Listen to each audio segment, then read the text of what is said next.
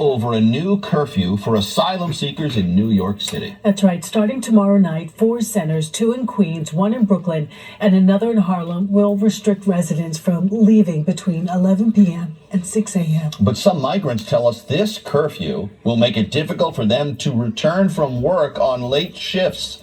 Eyewitness News reporter Dan Krauth has the story from Harlem. Edwin Mendoza tells me he came to the city to escape gang violence in Ecuador 3 months ago, along with his wife and 3 children. They've been living in Astoria, one of the 4 respite centers, ever since. He has been able to find work as a delivery worker, but the company he works for wants him to work primarily at night, after the new 11 p.m. to 6 a.m. curfew begins. He says many of us who work in delivery work at night so we can save money, so that later we can get an apartment or at least a room for the family. The city's now requiring all migrants to check in by 11 p.m.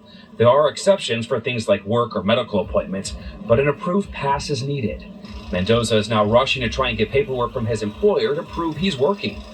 The curfew comes after neighbors in some communities complained of asylum seekers panhandling after hours, in some cases knocking on doors asking for money. The mayor said on the radio this morning the city's homeless shelters already have the same curfew. I am pissed off and angry about what is happening to our city, and I'm blamed. I'm blamed for the buses. I'm blamed because I don't control the borders. I'm blamed because of the resources that's hit it. I'm blamed for that. And says all migrant shelters could have the same curfew soon. Over the past year, close to 170,000 asylum seekers have traveled to the city, almost double the expected amount. And at least 2,500 continue showing up each week. When I asked Mendoza what his future holds in New York. ¿Qué es el futuro para tu familia aquí en Nueva York? Primeramente poder tener la documentación. He said it's not to be a burden.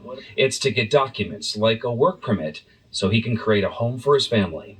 The city says if anyone breaks curfew 3 times within 30 days, they could be expelled from the shelter system.